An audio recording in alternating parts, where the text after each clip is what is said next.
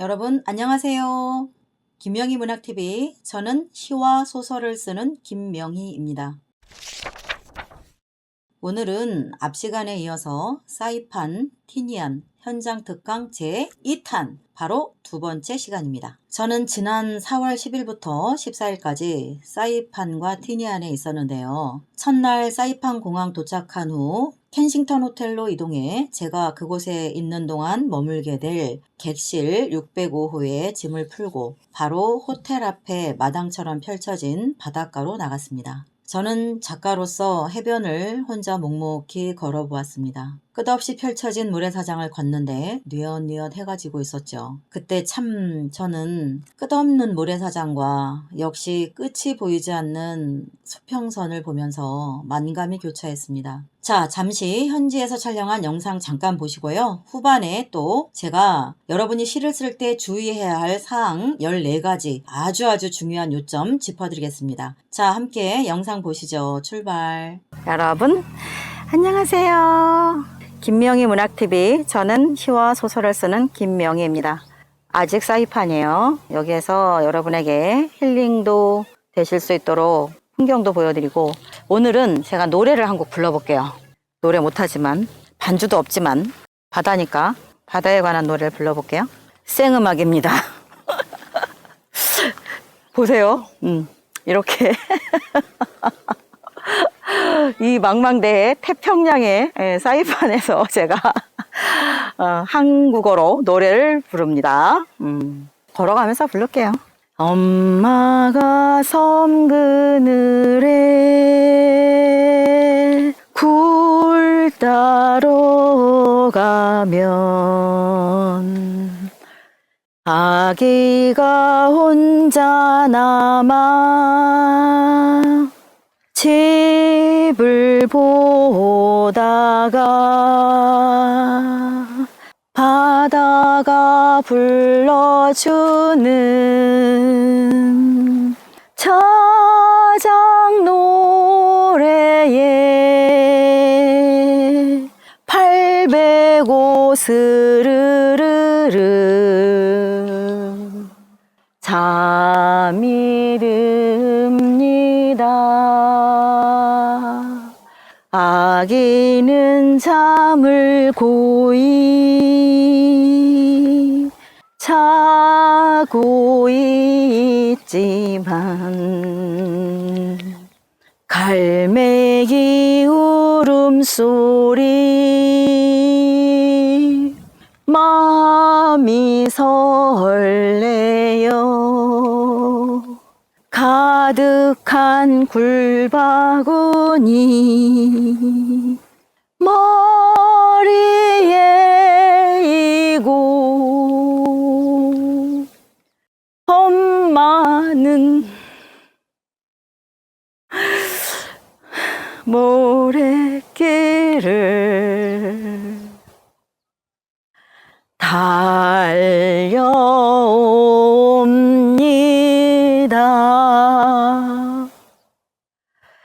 제가 왜 오려고 했는지 아세요? 여기가 사이판이잖아요. 제가 위령탑에 참배하러 왔거든요. 옛날에 제2차 세계대전 때 여기에 일본이 설탕 공장을 차렸어요. 그래서 조선 사람들을 많이 아주 좋은 조건으로 월급을 많이 주겠다. 거의 사기친 거죠. 사기도 치고 또 들판에서 나물 뜯던 여러분의, 그때 당시로 본다면 여러분의 여동생 누나, 친구의 누나 또는 여러분의 친누나, 그런 꽃다운 우리 10대 소녀들을 강제로 끌고 갔잖아요. 그런데 이 먼 데까지 그 소녀들이 끌려왔어요. 이 사이판이 사실은 이렇게 지금 아름답고 휴양지로 유명하지만 과거에는 굉장히 지옥 같은 섬이었죠. 죽지 않고선 벗어날 수 없는. 그러다 결국은 진주만 폭격 사건이 있으면서 미국령으로 넘어가게 되죠. 일본이 주도내고 있다가. 그 위령탑이 그때 당시에 여러분의 형이나 동생, 누나, 여동생 그 일꾼들로 데려가고 성 노예로 끌려가고 그렇게 해서 이 섬에서 아직도 고향에 돌아가지 못하고 지하에서 잠들어 있단 말이죠. 그런데 그분들이 정말 노동을 혹사당하면서도 하루에 밥 반 공기를 가지고 세 끼를 나눠 먹었어야 됐대요. 그러니까 너무 배가 고파서 원주민들 담을 넘어간다거나 음식을 훔치기 위해서 그렇게 도둑질을 하다가 잡히면 죽을 때까지 때려서 죽인대요. 때려서.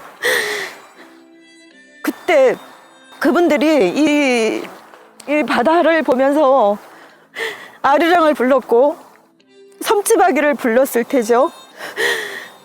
제가 이렇게 어떻게 보면 평화롭게 바닷가를 거닐면서 부르는 이 노래가 그렇게 오래되지 않은 얼마 전에는 정말 한이 맺혀서 엄마를, 가족을 가슴으로 불렀어야 됐던, 본인이 여기까지 끌려와 있는 것조차도 모르고 실종된 걸로 동서남북을 찾아다닐 가족들이, 그 가족들의 가슴에 이 노래가 가서 닿기를 얼마나 간절히 바랬을까요? 저는 그 생각이 들어서 노래를 부르는데 갑자기 목이 메어서 음을 다 내질 못하겠어요. 그들에게는 그 노래가 얼마나 간절한 노래였을까요? 이 먼 곳에서. 그래서 눈물이 나네요. 아기는 잠을 고이 자고 있지만 갈매기 울음소리 마음이 설레요. 가득한 굴바구니 머리에 이고 엄마는 모래길을 달려옵니다. 그 징용을 여기까지 끌려왔던 분들이 너무 배가 고프고 동료가 맞아서 죽는 걸 보고 다음엔 내 차례가 되지 않을까 하고 그렇게 학대받으면서 있는 것을 가족들은 모르고 있고 돈 벌어서 오겠지 하고 기다리고 있고, 그럴 때 너무 고향에 가고 싶지만 이 모든 망망대해 이 태평양 한가운데서 내가 언제 죽어져 나갈지 모르는 그런 공포와 배고픔 굶주림 속에서 우리 동포들은 고향이 그리울 때마다 아리랑을 불렀대요. 그 생존자가 그 이야기를 합니다. 지금도 이 섬에는 그들의 2세, 3세들이 몇 분 살고 있는 분도 있다고 해요. 아리랑.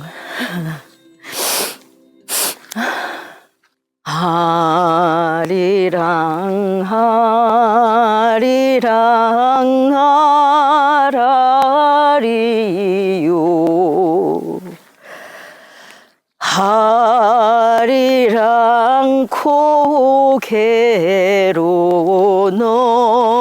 넘어간다.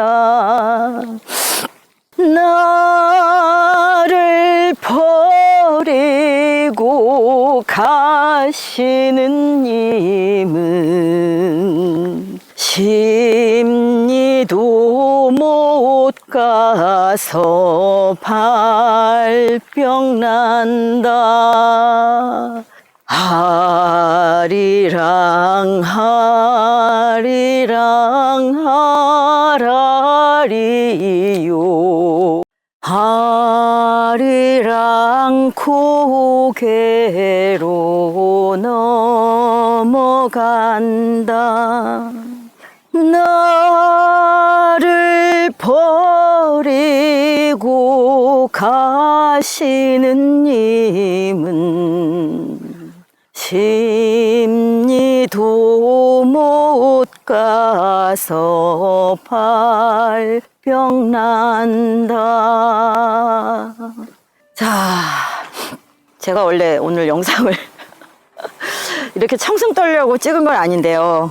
민족의 아픔이나 슬픔을 우리가 외면하면, 우리 과거와 역사에 눈 감으면, 우리가 잊어버리면 우리 후손에게 또 그 끔찍한 악몽이 반복될 수 있다는 그런 유명한 말이 있죠. 역사를 잊은 민족에게 미래는 없다. 역사를 잊은 민족에게 평화는 없다.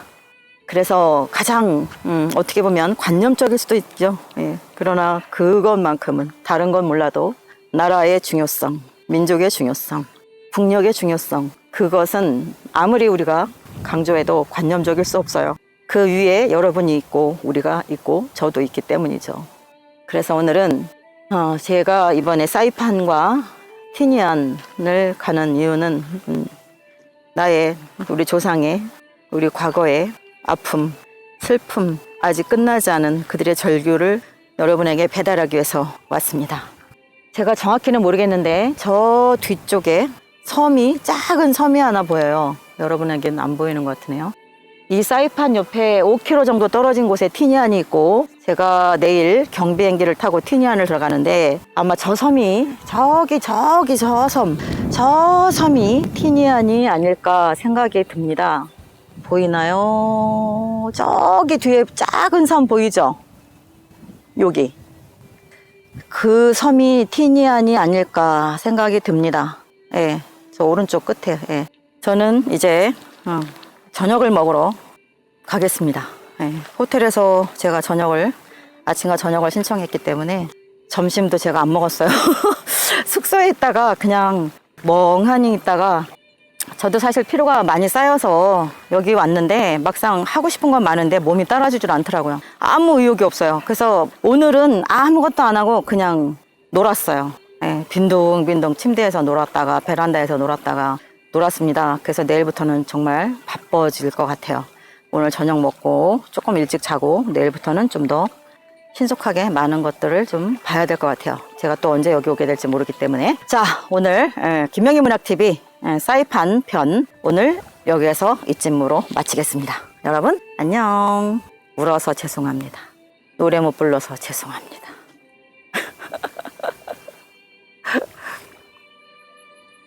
김명희 문학TV 시청자 여러분, 오늘 영상 어떻게 보셨나요? 여러분은 이번 기회에 일제강점기 민족의 암흑기를 맨몸으로 관통했던 우리 선배들 또는 우리 선조들의 피 맺힌 절규를 이번에 민족시로 꼭 써보시기를 바랍니다. 애국심 고취를 위해 열리는 문학상 제법 많이 있죠? 다 아시죠? 모르신다고요? 그러면 공모전 각자 한번 검색하시고 찾아보세요. 그리고 우리 아픈 역사를 이번 기회에 직접 시로 써보시고 오래오래 다듬어서 응모도 해보시기를 바랄게요. 그러나 이런 슬픔의 역사를 시로 창작하기 위해 사유를 구축하고 접근할 때는 여러분이 반드시 주의해야 할 사항 몇 가지가 있습니다. 지금 그 중요한 요점 몇 가지를 제가 간추려 드리겠습니다. 이것들을 잘 참고하셔서 시를 써보시는데 도움받기를 바랄게요. 자, 그럼 그 주요 몇 가지 주의사항 지금부터 알려드리겠습니다. 집중하세요. 첫 번째 주의사항, 내가 시 한 편에 담고자 하는 주제를 한 줄로 먼저 요약해 볼 것. 두 번째 주의사항, 내가 아는 상식에만 기대어 시를 쓰려 하지 말고 먼저 공부하고 정확한 정보를 습득할 것. 세 번째 주의사항, 시에서 쓰기는 가장 나중에 하는 것. 그 전에 먼저 진주만 대공습 당시 일본, 미국 대립적 정세와 한국의 위치를 정확히 자료조사해 볼 것. 네 번째 주의사항, 자료에 깔려 죽지 말 것. 즉 많은 자료를 찾아보고 당시의 급박했던 비극적 역사적 상황을 정확히 꿰뚫 때 그 많은 사건을 다 시에 넣을 수는 없죠. 대표적 사건 하나를 신중히 골라야 합니다. 또는 어떤 생존자의 끔찍한 증언 하나를 시의 중심 줄기로 삼고 시를 접근해 보는 것도 좋습니다. 다음 5번째 주의사항. 바다 한가운데 섬에서 벌어진 일들이니 섬이라는 특성이 품고 있는 공포의 고립이라는 상징 안에서 다양한 보조관념을 연구하고 찾아내 그것들을 시 안에서 다양한 소품으로 이용할 것. 6번째 주의사항. 슬픔을 다양한 대상에게로 이입시키면서 애둘러 표현하고 그것을 절대 날것인 채로 시의 외부로 드러내지 말 것. 7번째 주의사항. 시적 화자가 역사적 아픔에 이입하는 것은 좋으나 시 속에서 징징대는 표현으로 긴장감을 무너뜨리거나 독자보다 먼저 소리내어 울고 감정을 남발하지 말 것. 8번째 주의사항. 동포들의 한과 희생을 기리는 내용을 시에 담되 그 대상들은 우리 모두의 형제요 가족이었음을 시적 표현을 통해 간접적으로 상기시켜 줄 것. 9번째 주의사항. 시의 제목은 절대로 너무 빤하게 짓지 말 것. 궁금증을 유발하되 고급스럽게 호기심이 있는 뭔가 읽고 싶어지도록 그런 제목을 지을 것. 10번째 주의사항.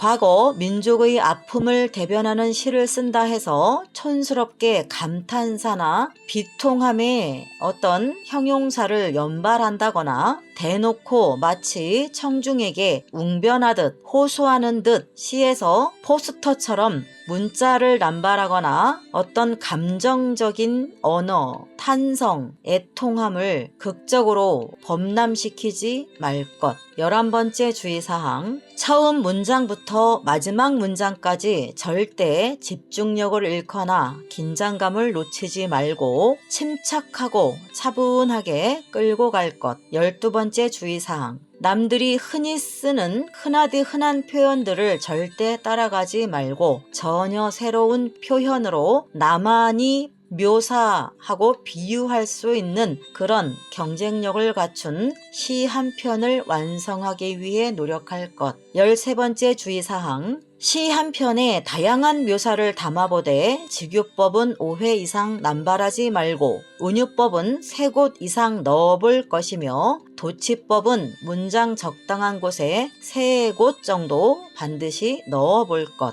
14번째 주의사항. 시를 2가지 형태로 써볼 것. 하나는 시 한 편을 먼저 18행에서 23행 안쪽으로 완성해 볼 것. 또 한편은 25행 이상에서 35행 이내의 장시로 시적 진수를 좀 더 부드럽게 느리되 다양한 묘사와 비유와 상징을 가미해서 끌고 가볼 것. 자, 이상입니다. 위에서 제가 짚어드린 이 14가지 주의사항 꼭 기억하시면서 지금부터 고민 시작하시고 한번 써보세요. 이번 기회에 여러분 모두 과거 아픈 역사로 시쓰기에 도전해 보시기를 저는 바라겠습니다. 여러분, 지금 이렇게 제가 잡아드릴 때 못 쓰면 나중에 여러분 혼자서는 더욱 못 씁니다. 이렇게 제가 여러분 곁에서 손잡고 끌어드릴 때 써보세요. 이럴 때 아니면 언제 써보실 건가요? 그쵸? 이번에 당분간 제가 계속 올려드릴 사이판과 티니안 섬 현장 특강 특집 영상들 보시면서 꼭 도전해 보시기를 바랄게요. 이상 저는 시와 소설을 쓰는 김명이었습니다. 다음에는 사이판 티니안 현장 특강 제3탄으로 돌아오겠습니다. 당신은 할 수 있습니다. 우리는 할 수 있어요. 지금 도전하세요. 여러분 안녕. 다음에 만나요. 사랑합니다.